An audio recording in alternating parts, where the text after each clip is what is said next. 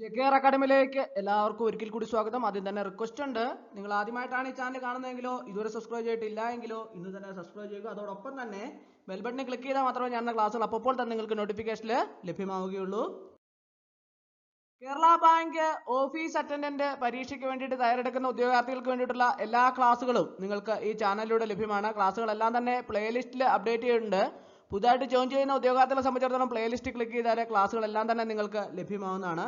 ഇന്ന് നമ്മൾ ബാങ്കിങ്ങുമായിട്ട് ബന്ധപ്പെട്ട റിസർവ് ബാങ്കുമായിട്ട് ബന്ധപ്പെട്ട ഏറ്റവും പ്രധാനപ്പെട്ട അറിഞ്ഞിരിക്കേണ്ട ക്വസ്റ്റ്യനുകളാണ് ഇന്നത്തെ ക്ലാസ്സിൽ ഉൾപ്പെടുത്തിയിട്ടുള്ളത്. അപ്പോൾ നമ്മൾ ക്ലാസ്സിലേക്ക് കടക്കാം. ആദ്യത്തെ ക്വസ്റ്റ്യൻ നോക്കാം. റിസർവ് ബാങ്ക് നിലവിൽ വന്ന വർഷം. റിസർവ് ബാങ്ക് നിലവിൽ വന്ന വർഷം 1935 ഏപ്രിൽ 1. 1935 ഏപ്രിൽ 1 റിസർവ് ബാങ്ക് നിലവിൽ വന്ന വർഷം. 1935 ഏപ്രിൽ 1 റിസർവ് ബാങ്ക് നിലവിൽ വന്ന വർഷം. അടുത്ത് റിസർവ് ബാങ്ക് ദേശസാൽക്കരിച്ച വർഷം. റിസർവ് ബാങ്ക് ദേശസാൽക്കരിച്ച വർഷം 1949 ജനുവരി 1 റിസർവ് ബാങ്ക് ദേശസാൽക്കരിച്ച വർഷം. റിസർവ് ബാങ്ക് ദേശസാൽക്കരിച്ച വർഷം എത്രയാണ്? 1949 ജനുവരി 1. 1949 ജനുവരി 1 റിസർവ് ബാങ്ക് ദേശസാൽക്കരിച്ച വർഷം. അടുത്ത ക്വസ്റ്റ്യൻ. കേന്ദ്ര ബാങ്ക് എന്നറിയപ്പെടുന്നത്. കേന്ദ്ര ബാങ്ക് എന്നറിയപ്പെടുന്നത് ഏതാണ്? കേന്ദ്ര ബാങ്ക് എന്നറിയപ്പെടുന്നത് റിസർവ് ബാങ്ക് ഓഫ് ഇന്ത്യ ആണ് അല്ലെ. റിസർവ് ബാങ്ക് ആണ് കേന്ദ്ര ബാങ്ക് എന്നറിയപ്പെടുന്നത്. കേന്ദ്ര ബാങ്ക് എന്നറിയപ്പെടുന്നത് റിസർവ് ബാങ്ക്. അടുത്ത ക്വസ്റ്റ്യൻ. ഏത് നിയമപ്രകാരമാണ് ഇന്ത്യയിൽ റിസർവ് ബാങ്ക് രൂപീകരിച്ചത്? ഏത് നിയമപ്രകാരമാണ് ഇന്ത്യയിൽ റിസർവ് ബാങ്ക് രൂപീകരിച്ചത്? 1934 reserve bank of India act.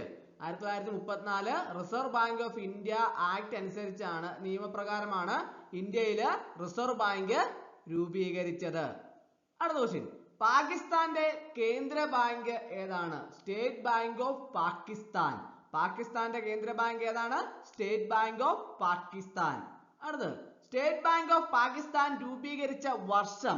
State bank of Pakistan രൂപീകരിച്ച വർഷം എത്രയാണ്?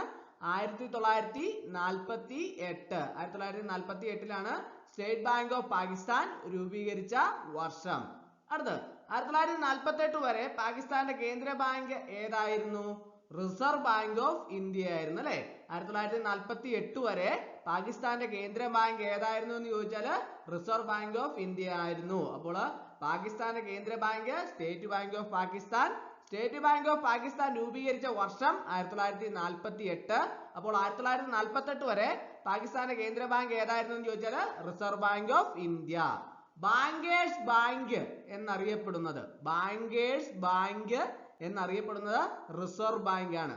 ബാങ്കേഴ്സ് ബാങ്ക് എന്നറിയപ്പെടുന്നത് റിസർവ് ബാങ്ക് ആണ്. അടുത്ത് റിസർവ് ബാങ്കിന്റെ കേരളത്തിലെ പ്രധാന ശാഖ ഏത് ജില്ലയിലാണ്? റിസർവ് ബാങ്കിന്റെ കേരളത്തിലെ പ്രധാന ശാഖ ഏത് ജില്ലയിലാണ്? തിരുവനന്തപുരം. തിരുവനന്തപുരം ജില്ലയിലാണ് റിസർവ് ബാങ്കിന്റെ കേരളത്തിലെ പ്രധാന ശാഖ. അടുത്ത ക്വസ്റ്റ്യൻ. റിസർവ് ബാങ്കിന്റെ ആദ്യത്തെ ഗവർണർ ആരാണ്? റിസർവ് ബാങ്കിന്റെ ആദ്യത്തെ governor Osborne Smith. Osborne Smith ആണ് റിസർവ് ബാങ്കിന്റെ ആദ്യത്തെ ഗവർണർ. റിസർവ് ബാങ്കിന്റെ ആദ്യത്തെ ഗവർണർ ആരാണ്? Osborne Smith. അടുത്ത ക്വസ്റ്റ്യൻ.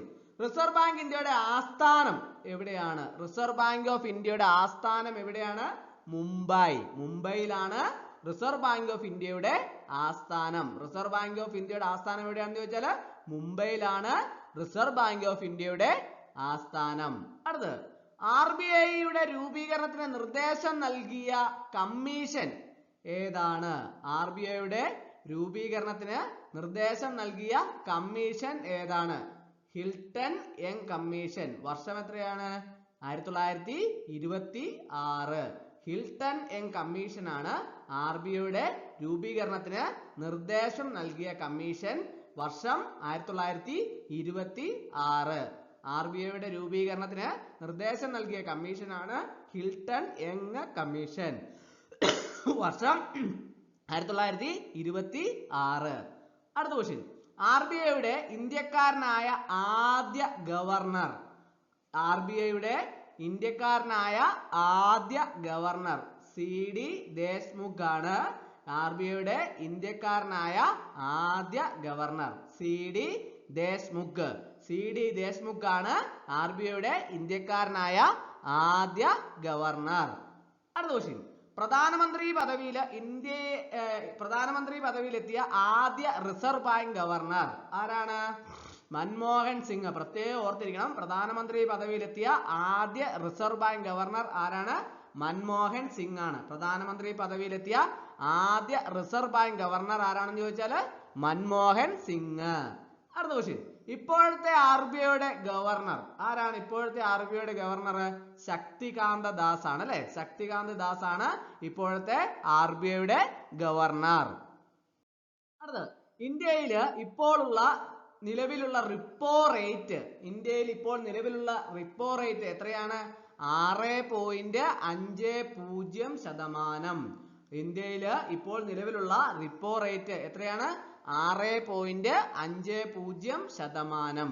അടുത്ത്, ഇന്ത്യയിൽ ഇപ്പോൾ നിലവിലുള്ള റിവേഴ്സ് റിപ്പോ നിരക്ക് എത്രയാണ്? 3.35%.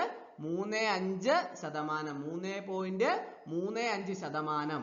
അടുത്ത്, റിസർവ് ബാങ്ക് സ്ഥാപിക്കുമ്പോൾ ഉണ്ടായിരുന്ന മൂലധനം, റിസർവ് ബാങ്ക് സ്ഥാപിക്കുമ്പോൾ ഉണ്ടായിരുന്ന മൂലധനം എത്രയാണ്? 5 കോടി രൂപയാണ് റിസർവ് ബാങ്ക് സ്ഥാപിക്കുമ്പോൾ ഉണ്ടായിരുന്ന മൂലധനം. റിസർവ് ബാങ്ക് സ്ഥാപിക്കുമ്പോൾ ഉണ്ടായിരുന്ന മൂലധനം എത്രയാണ്? 5 കോടി രൂപ.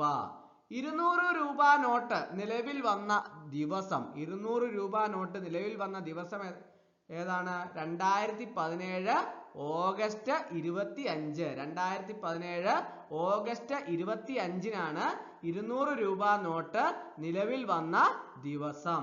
അടുത്ത, ഇന്ത്യൻ നോട്ടുകളിൽ എത്ര ഭാഷകളിലായാണ് മൂല്യം രേഖപ്പെടുത്തിയിരിക്കുന്നത്? ഇന്ത്യൻ നോട്ടുകളിൽ എത്ര ഭാഷകളിലായാണ് മൂല്യം രേഖപ്പെടുത്തിയിരിക്കുന്നത്? 17 ഭാഷകളിലായാണ് മൂല്യം രേഖപ്പെടുത്തിയിരിക്കുന്നത്. ഇന്ത്യൻ നോട്ടുകളിൽ 17 ഭാഷകളിലായാണ് മൂല്യം രേഖപ്പെടുത്തിയിരിക്കുന്നത്. അടുത്ത്, റിസർവ് ബാങ്ക് ഇതുവരെ അച്ചടിച്ച ഏറ്റവും കൂടുതൽ മൂല്യമുള്ള കറൻസി നോട്ട്. റിസർവ് ബാങ്ക് ഇതുവരെ അച്ചടിച്ച ഏറ്റവും കൂടുതൽ മൂല്യമുള്ള കറൻസി നോട്ട് ഏതാണ്? 10,000. 10,000-ന്റേതാണ് റിസർവ് ബാങ്ക് ഇതുവരെ അച്ചടിച്ച ഏറ്റവും കൂടുതൽ മൂല്യമുള്ള കറൻസി നോട്ട്. 1938 ബ്രിട്ടീഷ് ഭരണകാലത്ത് 10,000 രൂപ നോട്ടാണ് റിസർവ് ബാങ്ക് അച്ചടിച്ചതിൽ ഏറ്റവും ഉയർന്ന മൂല്യമുള്ള കറൻസി നോട്ട്. 1946 നോട്ട് അസാധുവാക്കുകയും 1954 നോട്ടിന്റെ പുതിയ പതിപ്പ് അവതരിപ്പിച്ചു. എന്നാലും 10,000 രൂപ നോട്ട്, 1000 രൂപ നോട്ട്, 5000 നോട്ടുകൾക്കൊപ്പം 1978 തന്നെ അന്നത്തെ പ്രധാനമന്ത്രി മൊറാർജി ദേശായി നോട്ട് അസാധുവാക്കി. അപ്പോൾ 1938 ബ്രിട്ടീഷ് ഭരണകാലത്ത് 10,000 രൂപ നോട്ടാണ് റിസർവ് ബാങ്ക് അച്ചടിച്ചതിൽ ഏറ്റവും ഉയർന്ന മൂല്യമുള്ള കറൻസി നോട്ട്. എല്ലാവരും ഓർത്തിരിക്കണം, റിസർവ് ബാങ്ക് ഇതുവരെ അച്ചടിച്ച ഏറ്റവും കൂടുതൽ മൂല്യമുള്ള കറൻസി നോട്ട് ഏതാണെന്ന് ചോദിച്ചാൽ 10,000 രൂപ. അപ്പോൾ ഇന്നത്തെ ക്ലാസ് എല്ലാവർക്കും ഇഷ്ടമായെന്ന് വിചാരിക്കുന്നു. ഇഷ്ടമായ ലൈക്ക് ചെയ്യണം, ഷെയർ ചെയ്യണം, സബ്സ്ക്രൈബ് ചെയ്യണം, പരമാവധി എല്ലാവരിലേക്കും എത്തിച്ചു കൊടുക്കും. ഒരിക്കൽ കൂടി എന്ന് പറഞ്ഞ് നിർത്തട്ടെ. നന്ദി, നമസ്കാരം.